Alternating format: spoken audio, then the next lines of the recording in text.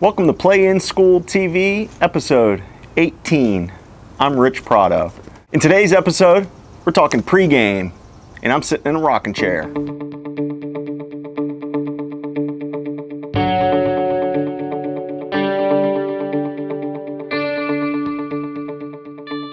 Episode 17 of Play in School TV must have struck a nerve. If you haven't seen it, it was my last episode. Talked about dispelling misconception of D3 baseball. It got an unbelievable response. The clicks on it were 5 to 6 times more than any other video I've done so far. So if you haven't seen it, I'll put the link up. Check it out. Love to get your feedback and your take on it. All right, and so in today's episode, I'm going to talk about pregame infield outfield, BP. I get made fun of for a lot of things, but one of the things I get made fun of for is for showing up to ball games 2 hours early and then sometimes leaving, right after the first pitch.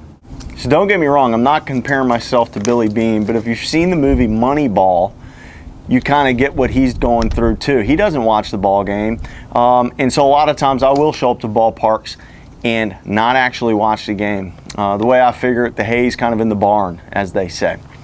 And the honest truth is, I'm not really rooting for a team, not rooting against a team. So sometimes that in-game action is secondary as far as as far as I'm concerned. All right, so that brings me to yesterday. All right, so you guys, I don't know if you know this or not, I live in Richmond, Virginia, and I was able to schedule a lunch meeting in Charlottesville, which is about an hour west of Richmond, and was able to make it to Davenport Field, home of the defending national champions, UVA, 2 hours before first pitch in order to watch BP and Infield Outfield by both the home team UVA and the visiting team James Madison. All right, so the obvious question is why? Why do I do that? I like to see how teams carry themselves during pregame. I think there's a lot to learn. Some of the things I'm looking for is how they carry themselves. Do they go about their business in a very serious manner? Are they loose? Do they look sluggish or tired if they've just come off maybe a road series the weekend before? I like watching certain players that I may know and see what they're doing. Are they taking extra ground balls? Are they working at a secondary position? And then obviously I love watching the coaches. How do they interact with the players? Are they continuing to coach right up until game time? Are they tweaking things on the fly? Or do they figure they worked on it yesterday in practice and game day is for just let it out and play? It's kind of interesting seeing the different tactics that different coaches use. For me, it's kind of like getting a behind the scenes view of $1 million corporation. It's like seeing how that company communicates internally, what their workflow looks like, how do they hustle, how do they communicate internally, what's their effort look like, what's their leadership structure look like.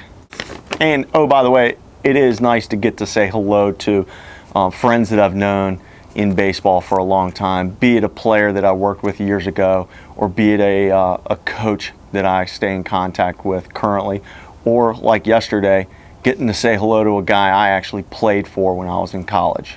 New head coach up at James Madison is Marlon Eikenberry, who was on staff at the College of William and Mary when I played there.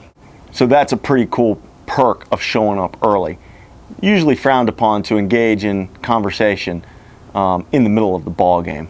So this topic relates directly to a video I posted a couple weeks back talking about self-evaluation. All right, so I'll link to it above. Click that, watch that when you get a chance. But if you're heading out to see a ball game and you're really focused on self-evaluation and comparing yourself against one of the current college players, you may show up to a game, go 9 innings, and never see a kid take a ball at his position. That happens all the time. So if you show up a little bit early for pregame and BP, you might get to see that kid take 50 reps and see how he's approaching the ball, how he's working. By the way, if you're wondering where I am I am at the collegiate school, alma mater of one Russell Wilson. You may have heard of him. Good buddy of mine coaches over here. Andrew Slater's the head coach. Unbelievable facilities. I like watching games from up there. Covered, chair back, on top of the green monster. Pretty cool stuff. As always, follow me on all the social networks at Play in School. Thanks.